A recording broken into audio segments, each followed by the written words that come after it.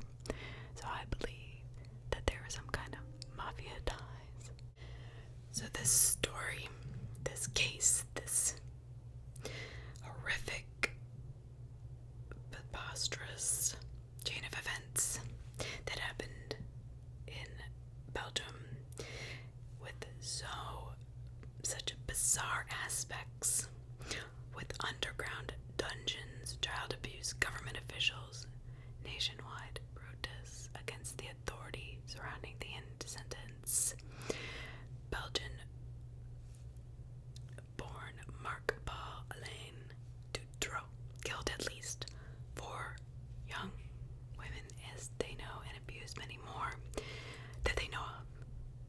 But I highly doubt it was only 4. That's just what he was caught for. His trial caused such an uproar in Belgium that 300,000 people marched in memory of the victims and to get better protection for young girls in the streets of Belgium. And I always thought, and correct me if I'm wrong, I always thought of Belgium as a safe place. Like when I think of Europe being dangerous, I think of Moldova or, somewhere like that. I don't think of Belgium as being a particularly dangerous place that I couldn't raise my family. So through proceeds of his life of crime, Dutroux went on to own 7 houses, using 3 of them for the sole only purpose to torture young girls. And at one of his houses in Marcinelle, he built a torture dungeon in the basement and hid it by a concealed concrete door. Let me tell you, the police searched his house 2 or 3 times, never finding this dungeon. He had to actually lead the police to it, or they would never have found it. Just a little FYI. So when the dungeon is actually discovered, what was found inside was enough to harden and destroy the hearts of even the most hardened investigators. So it was a shock. Innocent victims here were the ones that suffered the most at the hands of this monster. Europe-wide conspiracy of high-ranking officials include people in trafficking and a child ring. From all over the world, probably, and to this day, the girls of Belgium they need more protection. And so who raised this kid? Did he have a mental illness? Was he abused by his parents? I mean, why would he even begin to do this or want to do this? Or have these dark desires? Well, let's find out. So this man, Dutroux, was born in 1956. He was the oldest of 5 children. Now his parents moved to the Belgian section of the Congo because they were teaching French in that region before he was a year old. However, the Congo being a very unsafe place to live, especially back then, as the crisis deepened in the Congo, the family escaped back to Belgium, and the parents divorced in 1971. And literally, that's what I know of his childhood. It's more with conspiracy theories and, what's happening to and why this happened that I found. So he was married briefly when he was 19. He had 2 children of his own. Can you imagine this? Divorcing only 8 years later in 1983. So as he's still married, he meets his future second wife, Michelle Martin, while he's still married to his first wife. Nice guy. Together, these 2 would become partners in crime, Michelle Martin and Dutroux. And she would help him lure innocent victims into his car and kidnap them and bring them back to his house. And this would result in the abduction of 5 young girls. So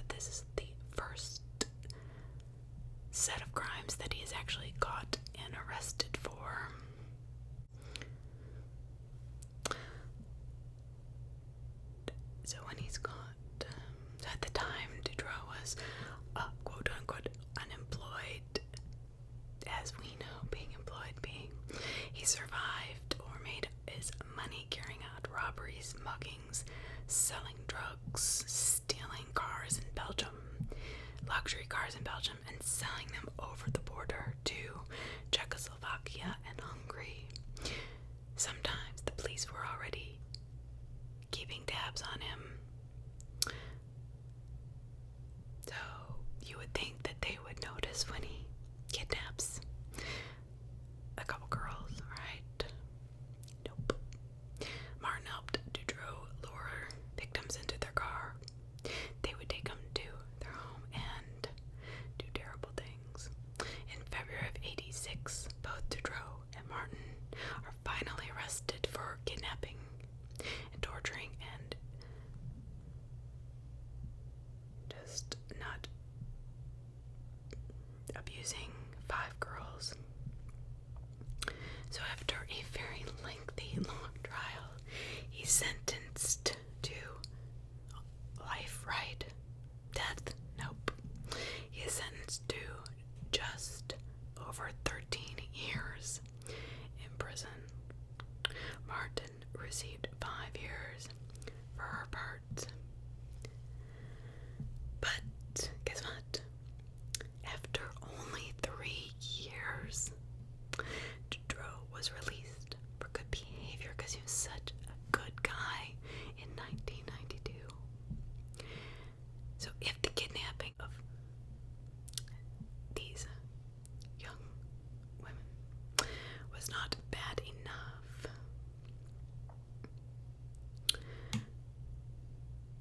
what happened after he was released in 1992 was it got worse.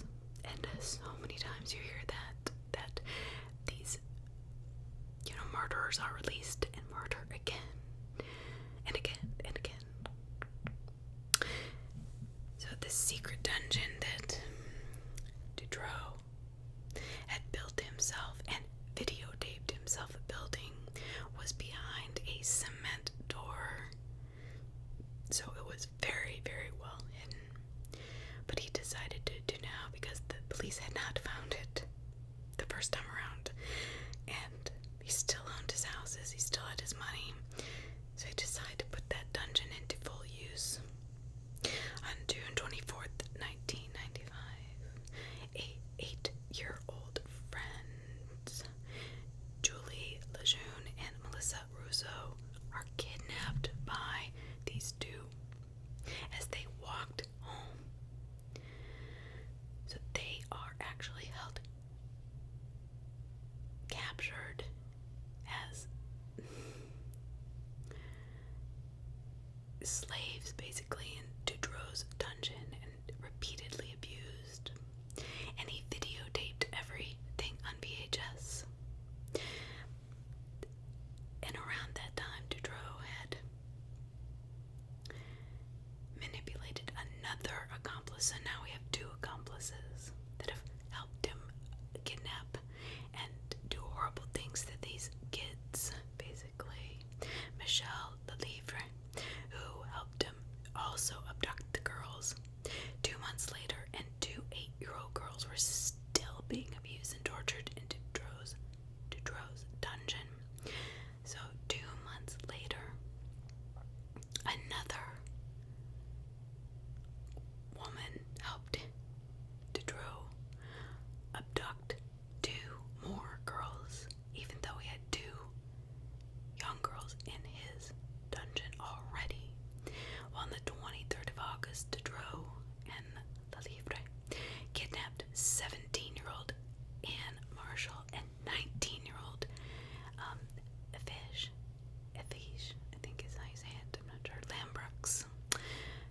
So they took them to the same house that these 2 young girls were already in, but they couldn't put them in the dungeon because they already had the dungeon full, right? So they put them, the 2 teenagers, the older ones, in one of the bedrooms. And they suffered the same abuse as the girls in the dungeon. However, after a couple of weeks, Marshall and Lambrux had to be moved because people were gonna, that came over to the house, they would hear them, they would start screaming or yelling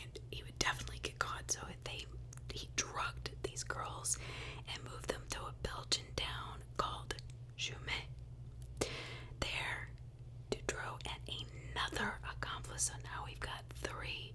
Bernard Weinstein murdered these poor young women and buried them in a shallow grave in Jumet. Wow. So he is now moved up to what we will finally know as his first 2 victims. That, like, murder. It's one thing to kidnap, it's another thing to murder, for sure.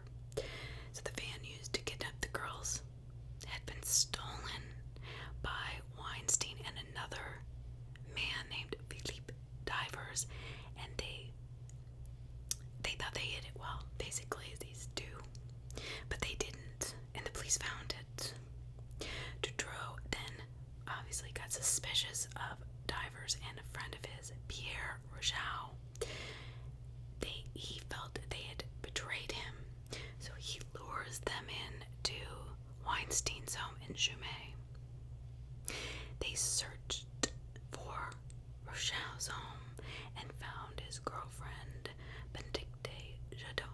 They vigorously interrogated her, but she actually escaped, and she did call the police on them.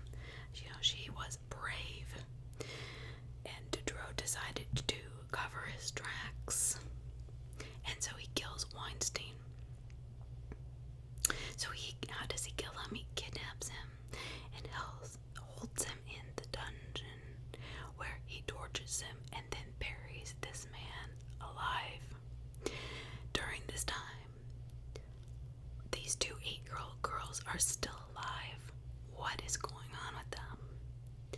So now they are controlled slaves. They were still in the dungeon, and they were allowed to walk around freely when Diderot was there. So on December 6th, Diderot was arrested on suspicion of stealing luxury cars. But before he went into custody, he asked his girlfriend or partner at the time, he said, "Please feed the girls. They are just 8 years old. They need to be fed every single day. Promise me you will do that so they don't starve to death in that dungeon." And she said, "Okay, sure, no problem." Well, he goes into custody, and he remains there until March 20th, 1996. However, this lovely woman of his friend or partner, accomplice for sure, thought that the girls were going to attack her, that they were demons with fangs and were going to bite her neck out. What? What are you talking about? I mean, literally, she just was afraid of these 2 little girls, and she starved them to death. So these 2 girls die while he's in custody for stealing cars. So when he gets out, he is shocked because the 2 girls are dead from starvation, and he has to bury them as well. He removes the bodies from the dungeon, and he buries them in the same place near Weinstein's body was buried. But at this time, all these questions about how Diderot had so many accomplices, and they were all suspects to be members of an underground gang or mafia that was part of a Europe-wide chain of murderers and child abusers, and they looked out for and helped each other. But this also gave rise to theories of cover-ups and secrets within the Belgian elite and politicians, and because you just can't do this so openly. It seemed like he just knew he wasn't going to get in trouble. That's what I thought as I researched this case. So the day he released, he has to bury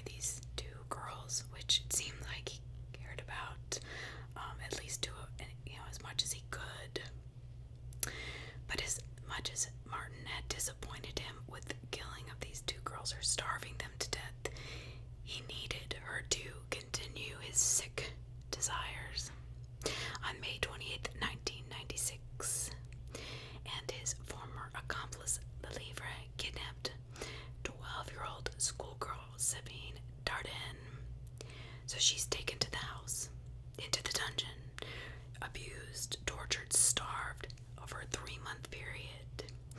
Then, on August 9th, Dedreau and Livre kidnapped 14-year-old Letitia Delhaize as she was leaving her local swimming pool. There was an eyewitness, though, at the time of the kidnapping, who later described the van and partial license plate to the police. So somebody finally sees him and tells the police. Just 4 days later, on the 13th, Dedreau, Martin, and Livre, the 3 people, so him and his 2 accomplices, are arrested on suspicion of kidnapping. Police search Dedreau's house and properties, but again failed to find anything. Never find the dungeon. So after intense interrogation of Dedreau and Livre, both confessed to the kidnappings. But the police never found the dungeon. It was Dedreau himself that had to lead the police to the basement. So he shows them the secret concrete door to the dungeon.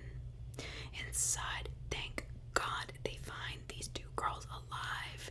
Delhaize alive, chained to the wall, and the 12-year-old astonishingly being starved and beaten for 3 months had survived the torture and abuse. Brave young girl. My heart just goes out to these girls. I mean, in the whole country, really, because that had to just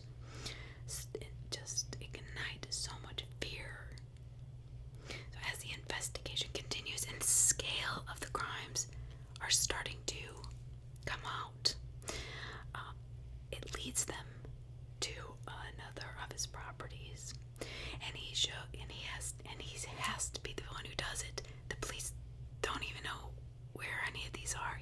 It's Dedreau that tells them, "Hey, I've got more properties, and guess what? Here's the bodies of 2 8-year-old girls and Weinstein."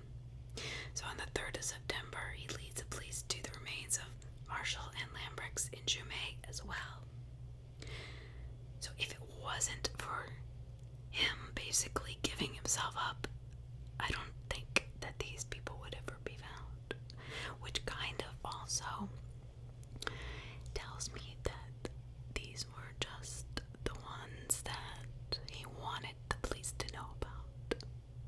I do think, honestly, and this is just my opinion, that there has to be more. I don't know why. It just, my instinct, I think. So you can imagine the outrage of the public. They're terrified, they're scared, they don't want their kids to be in this situation. Because the reporters are published showing the police could have stopped the situation from getting any worse, but they had failed multiple times and on multiple levels. The public found out that Dedreau had offered money to police informants to provide him with girls for his dungeon. And that was another accomplice that kept quiet about what he was doing. Dedreau's own mother had even written a letter to police begging them to check out her son, that her son scared the crap out of her, and she was sure he was doing something pure evil. The letter was completely ignored. Why would the police ignore a letter like that from his mother? On the night, this makes me so mad, that the 2 teenage girls, the 17 and 19-year-old girls, were kidnapped. He was under police surveillance. But you know what the police said? They said they had only set up the video cameras during the day, to operate only during daylight hours. That's a little bit too coincidental for me. So when police searched his house for the first time in December of 95, they failed to discover the dungeon. However, if they had the 2 8-year-old girls that were starved to death,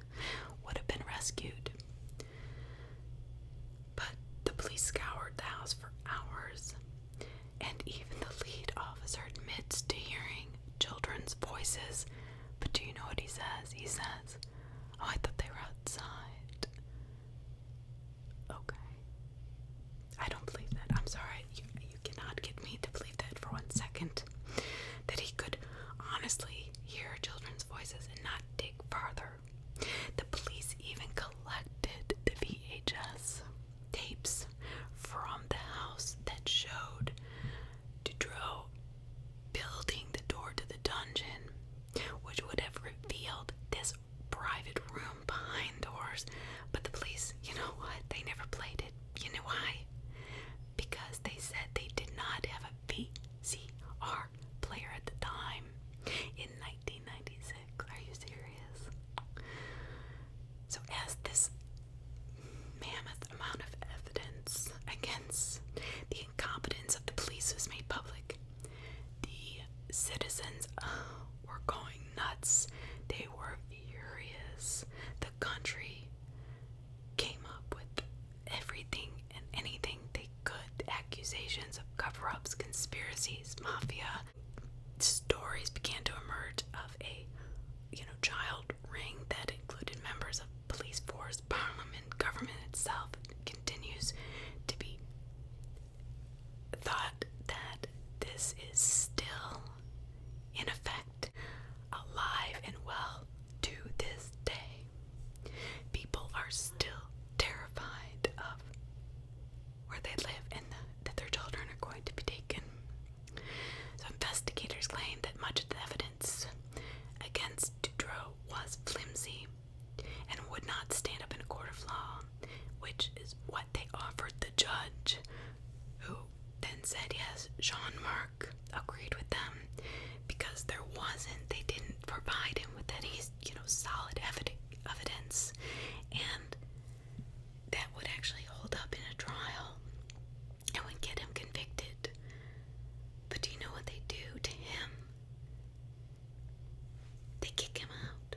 They dismiss him from his position in the judicial system, which enrages the Belgian public even more.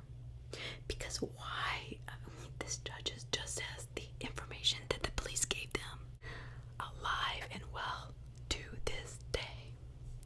People are still terrified of where they live and that their children are going to be taken. So investigators claim that much of the evidence against Diderot was flimsy and would not stand up in a court of law, which is what they offered the judge, who then said yes. Jean-Marc agreed with them because they didn't provide him with any, solid evidence, and that would actually hold up in a trial and would get him convicted. But do you know what they do to him? They kick him out.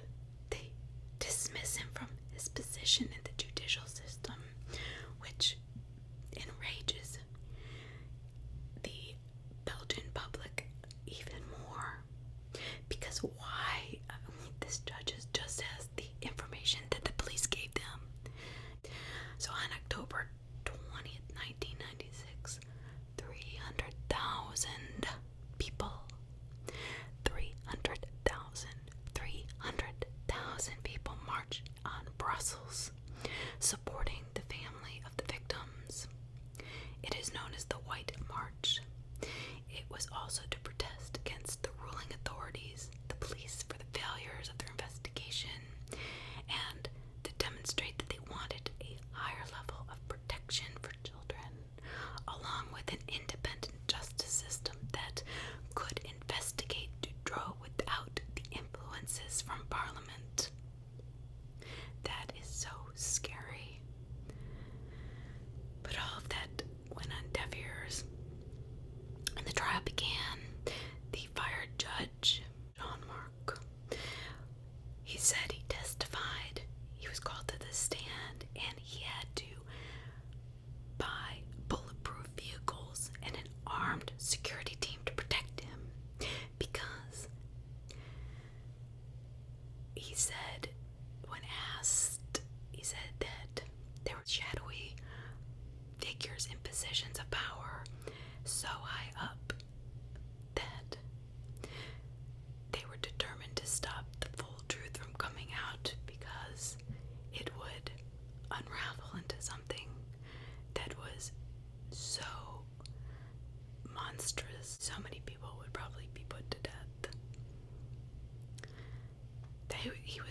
that judge was afraid for his life to the point of having armed guards and bulletproof vehicles. And that's when the mafia ties and influence in the pre-trial hearings had come out. So 17 months of pre-trial parliamentary investigation was done on Diderot. So leading reports in February of 98 concluded he did not have accomplices in high places. BS. That pissed off people even more because the government was investigating themselves and clearing their own name, not investigating Diderot or accepting the blame for what their part was. So this is crazy. This man escapes while the trial is going on in April 1998. There's supposed to be 2 guards watching him closely, but unfortunately one guard had to go run errands, and left Diderot all alone with one other guard. Diderot then overtakes him, beats him up, I guess, takes his gun, steals a car, and runs off into the woods, the thick, dense forest where he escapes. So now, I mean, you can't tell me that's also a coincidence. Yeah, I gotta go. I know you're with a really horrible, dangerous man, but I'm gonna go do some errands. Okay. So now 5,000 officers and dozens of helicopters had to be called in to capture him. The borders of France, Luxembourg, and Germany were put on an all borders alert and effectively closed temporarily. Can you believe the money and the drama that is behind this man? My God. So he's finally captured half a day later. The episode results in the resignations of a police chief, minister of justice, and the minister of the interior, affecting many more government departments and sending public citizens into outrage. Finally, in 2004, Diderot's trial began 8 years after he had been initially arrested. Michel Martin and Livre were tried as accomplices to the crimes. So they had to put Diderot behind bulletproof glass in a glass cage during the trial for his own protection because the public was so outraged they were afraid they were going to kill him. Diderot testified that he was part of a Europe-wide underground ring of children abusers that included police officers, top businessmen, medical professionals, and high-level government officials. On the 17th of June 2004, what did the jury finally decide? Because remember, he had already been in prison for the abduction of 5 young girls. So here he is again, this time a murder and all sorts of charges. So the jury found Diderot and Martin guilty of all the charges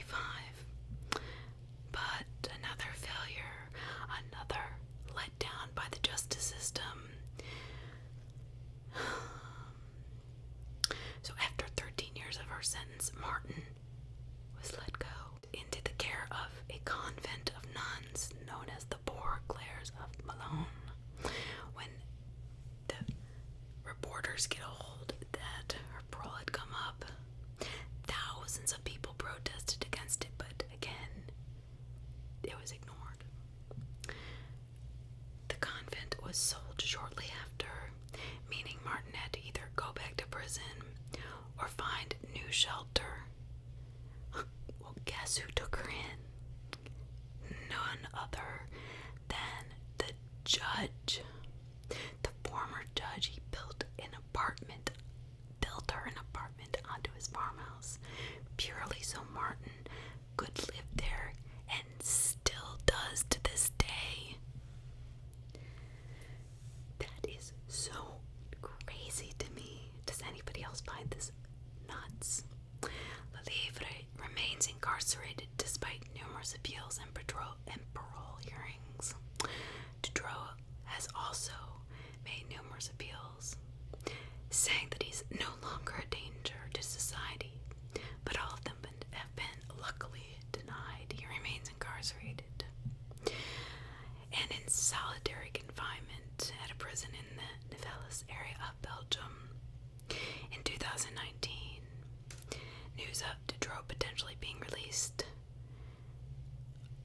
again just enraged Belgium. Up to 1,000 people protested again in the streets of Brussels, which was called the Black March, basically mirroring the White March 23 years earlier.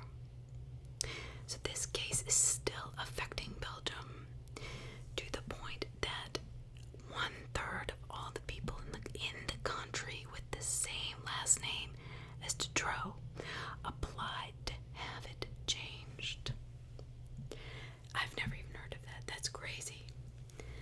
So this conspiracy theories, oh my gosh, there's so many.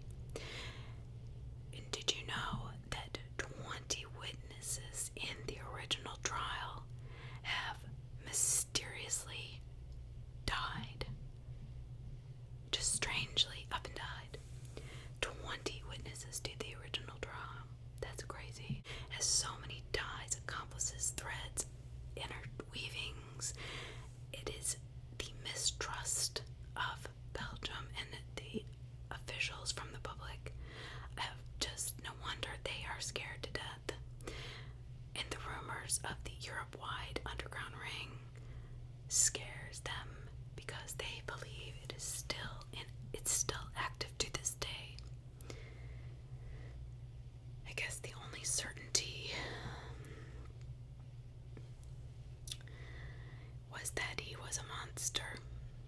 With the help of his accomplices, he executed unimaginable crimes and terrors and horrors, not just on the young, poor, innocent girls across Belgium, but really he inflicted terror and horror into the entire country. It is one of Europe's most heinous crimes, period. So in 1996, Sabine Dardenne was 12 years old. She was chained to a wall in Diderot's dungeon for 79 days. She found the bravery and strength to not only live, but testify against him in his trial, despite knowing all the rumors. In 2006, 10 years after her abduction, she published a book about her experiences. And this book, as it was published in the United Kingdom under the very appropriate title of I Choose to Live. This case blew my mind. Please let me know what you think in the comments. My heart goes out to the families, to the entire